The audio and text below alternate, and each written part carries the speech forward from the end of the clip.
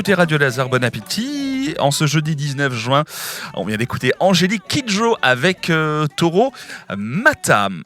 Et vous l'entendez derrière moi, il est l'heure d'aller du côté du cinéma pour les 15 prochaines minutes. On va parler donc cinéma avec mes invités. Ils sont en seconde et c'est Charles qui va piloter cette émission. Bonjour Charles. Bonjour Sébastien, bonjour à toutes et à tous. De midi à 14h, Formule Midi sur Radio Laser. Bonjour Sébastien, bonjour à toutes et à tous. Aujourd'hui, c'est moi qui présente. Charles est aux commandes et j'accueille mes 4 invités qui sont ici comme moi en stage d'observation à Radio Laser. Tout d'abord, Ambre et Alba nous parleront des nouvelles séries qui vont sortir prochainement et Lilian et Noah vont nous présenter les sorties cinéma à venir. Bonjour à tous les 4. Bonjour. Bonjour. Ambre, tu as regardé les 2 premières saisons de Squid Game et tu voudrais nous parler de la 3e saison qui sort le 27 juin sur Netflix. En effet, Charles, la suite de la célèbre série sud-coréenne sera disponible dès la semaine prochaine sur Netflix. Alors, cette nouvelle saison se tiendra en 6 épisodes dans la continuité de la saison 2 qui, tout comme la saison 1, a déjà mis la barre très haute. Squid Game, c'est une création de Wang Dong-hyuk qui rentre dans les genres drame, aventure, action et surtout de la dystopie. L'histoire suit le cas de personnes endettées qui participent à des jeux mortels pour remporter une énorme somme d'argent.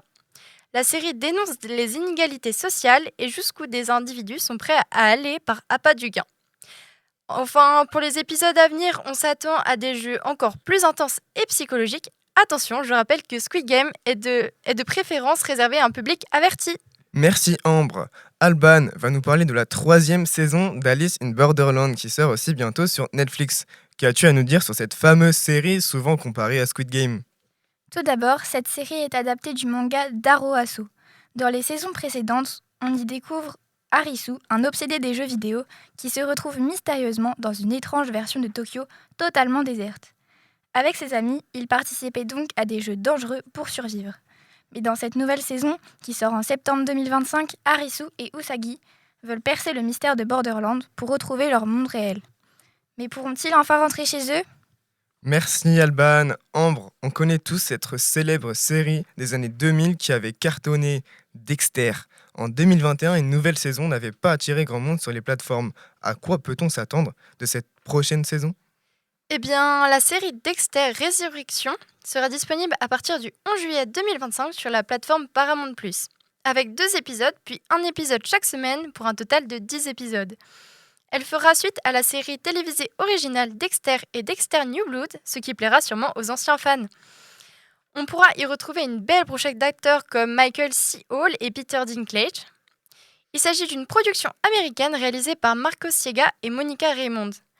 Pour rappel, les séries Dexter portent sur la double vie d'un médecin légiste qui est en réalité un tueur en série qui rend justice en suivant un code moral strict, celui de s'en prendre uniquement à des criminels. C'est un thriller familial qui se mêle à une chasse aux tueurs conjuguant les genres drame et policier. Alien est une des franchises de science-fiction qui a le mieux marché au monde. Et après 6 films d'épouvante, la nouvelle série qu'Alban va nous présenter n'a rien à envier en termes d'horreur à ses prédécesseurs. En effet, Charles, après le 6e film de la célèbre série Alien, voici à présent une série intitulée Alien Earth, qui sort le 13 août 2025 sur Disney+. Lors du premier film, un étrange signal avait été découvert lors d'une expédition spatiale. Les membres de l'équipage découvrirent donc les restes d'une ancienne civilisation et des œufs d'extraterrestres sur une planète se trouvant à l'origine de ce signal. Désormais, c'est sur Terre et en 2120 que se déroule cette nouvelle série. Un vaisseau spatial s'écrase sur Terre et des soldats vont s'aventurer à l'intérieur et y faire une mystérieuse découverte. Merci. Lilian, maintenant, tu nous parles d'un film 28 ans plus tard, qui est sorti le 18 juin. Un film de survie et de science-fiction qui a de quoi attirer tous nos fans de The Last of Us dans nos salles de cinéma bretonnes.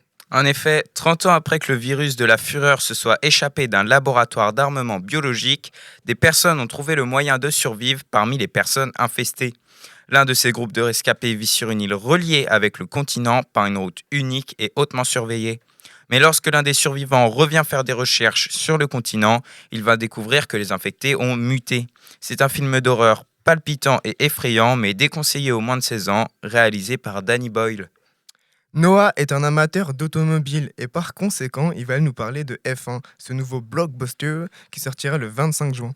Si vous n'êtes pas film d'horreur, alors F1 sera disponible pour vous. On va y suivre Sonny Halley, incarné par Brad Pitt, un prodige de la Formule 1 des années 90 devant subitement arrêter son sport de prédiction à cause d'un accident. 30 ans plus tard, Sonny Halley est appelé par une écurie en manque d'argent pour le convaincre de les sauver. Ce film dure 2h36, c'est parfait pour combler un petit après-midi. Encore un film de science-fiction. Lilian, maintenant tu prends le temps de nous parler du film Le Grand Déplacement qui sortira le 25 juin, toujours sur grand écran. Et oui, alors que la Terre se meurt, des pays africains s'unissent pour monter la première mission spatiale africaine, convaincus que leur continent soit délaissé par les autres pays. L'équipage issu de plusieurs pays africains traverseront l'espace pour s'assurer qu'une planète baptisée Nardal soit habitable. Ainsi, tous les Africains pourront s'y installer quand la planète sera devenue inhabitable. Mais forcément, le voyage s'annonce long et mouvementé. C'est une bonne comédie française, familiale, légère et drôle, réalisée par Jean-Pascal Zadi. Merci. Noah, tu nous parles maintenant d'un film pour toute la famille qui sort le 18 juin. Si vous n'êtes pas comédie française, alors Elio, un film d'animation Pixar, va peut-être vous intéresser. Et oui, car on va y suivre les aventures du petit Elio, 11 ans, à l'imagination débordante, qui se retrouve téléporté au Communivers, un espace où plusieurs aliens de différents endroits se retrouvent. Malheureusement, notre héros va être pris pour le porte-parole de la Terre. Il n'est clairement pas préparé à ça. On va donc pouvoir y suivre ses aventures passionnantes dans ce film. Un film pour enfants, ça fait du bien aux petits et aux grands. Et Lilian, tu nous parles d'Amélie et la métaphysique des tubes qui sortira aussi le 25 juin. Amélie est une petite fille belge née au Japon et grâce à son ami Nichio-san, le monde n'est qu'aventure et découverte. Pourtant, ce paisible quotidien va être bouleversé par un événement le jour de ses 3 ans. C'est un film d'animation pour toute la famille, réalisé par Maëlys Valade et Liane Chohan. Merci Lilian. Nous sommes allés à la rencontre d'Élise et Sophie qui travaillent à la Chouette, médiathèque de Guichen, afin de leur poser quelques questions sur les adaptations cinématographiques de livres. On écoute cette interview tout de suite. Première question, c'est quelle adaptation vous semble la mieux réussie ? Alors, moi, je vais parler de Harry Potter parce que j'ai plusieurs avis sur le sujet, parce que j'ai vu les premiers Harry Potter largement en décalage des livres, de la lecture des livres, à cette époque-là, mais je les avais beaucoup aimés. Après, plus récemment, je les ai revus juste après, donc j'ai lu les Harry Potter avec mon fils, et du coup, j'ai revu les films avec lui juste après, et là, du coup, vraiment en quelques semaines, quoi. Et j'ai pu voir du coup vraiment toutes les coupes qui avaient pu être faites et aussi le différent travail des réalisateurs aussi en fonction des films et la façon dont ils abordaient les choses.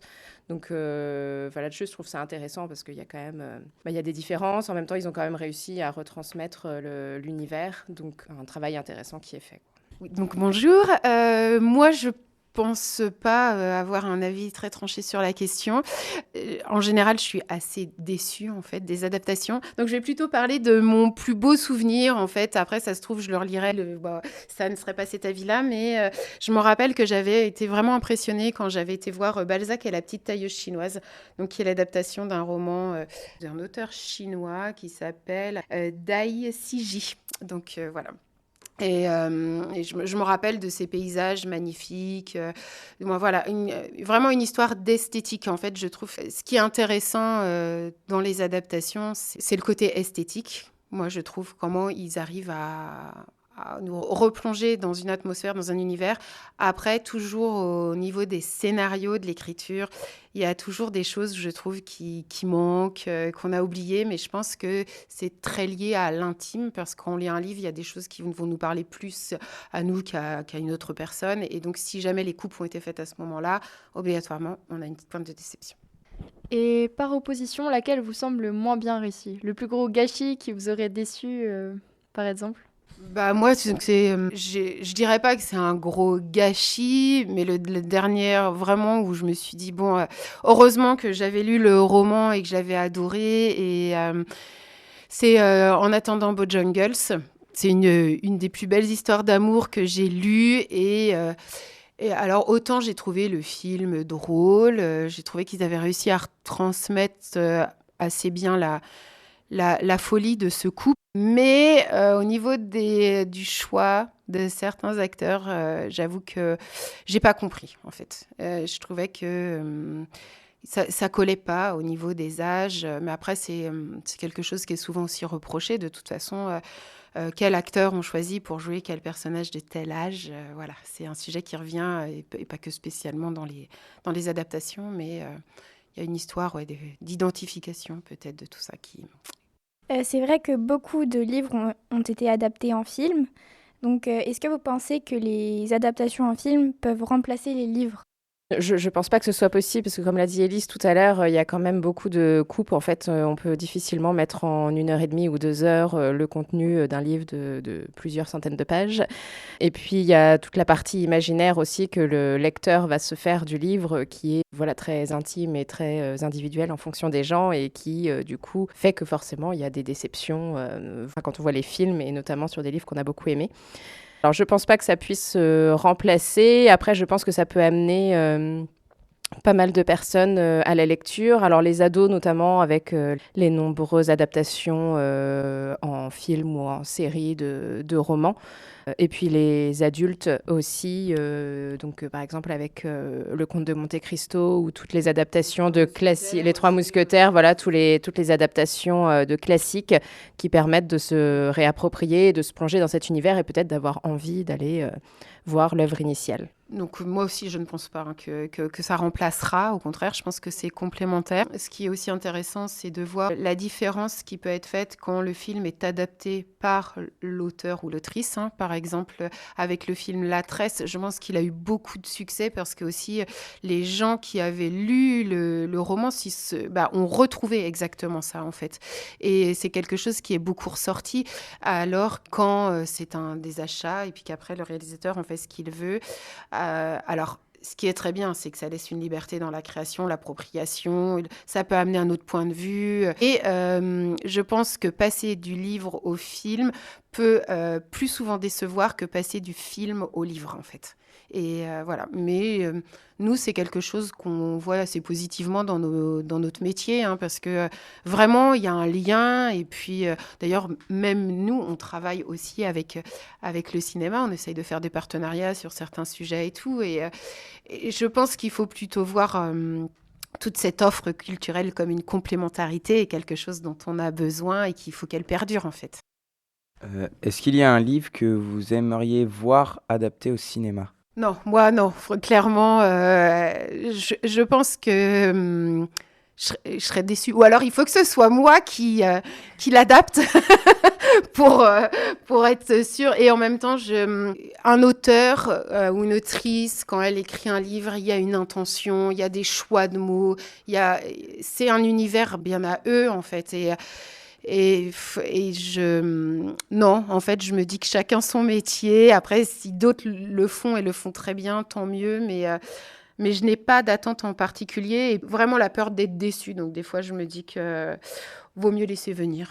Oui, je suis assez d'accord avec Élise. Il n'y a pas un livre comme ça où je me dis j'aimerais le voir en film. Et puis, je pense que quand on lit, on se fait déjà son propre film. Donc, après, ça peut être difficile de voir le regard de quelqu'un d'autre sur une même histoire.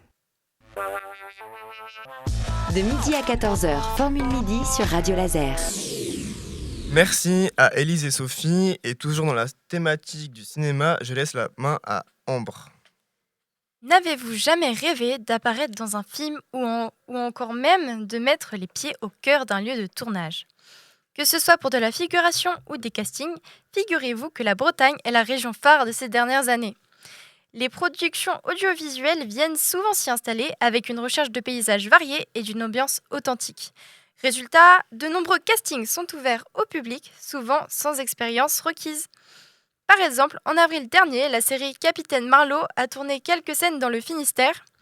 Autre exemple, le film Le Bal des Folles 2 recherche actuellement des figurants sur Rennes et Saint-Malo pour tourner des scènes historiques. Mais alors, un figurant, c'est quoi ? Eh bien, Charles, c'est quelqu'un qu'on voit à l'écran, sans qu'il parle, mais dont la présence est essentielle pour apporter le réalisme. Que ce soit un passant dans la rue, un client dans un café ou encore un élève dans une classe, les possibilités sont infinies. Participer à un tournage, même en figuration, c'est l'opportunité de découvrir les coulisses du cinéma. Beaucoup de jeunes Bretons s'y essaient pendant les vacances et les week-ends. Alors, si l'envie vous y prend, lancez-vous dans l'aventure et Ou encore, si vous avez des caractéristiques physiques particulières, restez à l'affût. Les castings sont souvent publiés sur des sites comme figurant.com ou Casting Bretagne. Merci d'avoir écouté 5 heures stagiaires de Radio Laser. J'espère que cette petite chronique sur le cinéma vous aura plu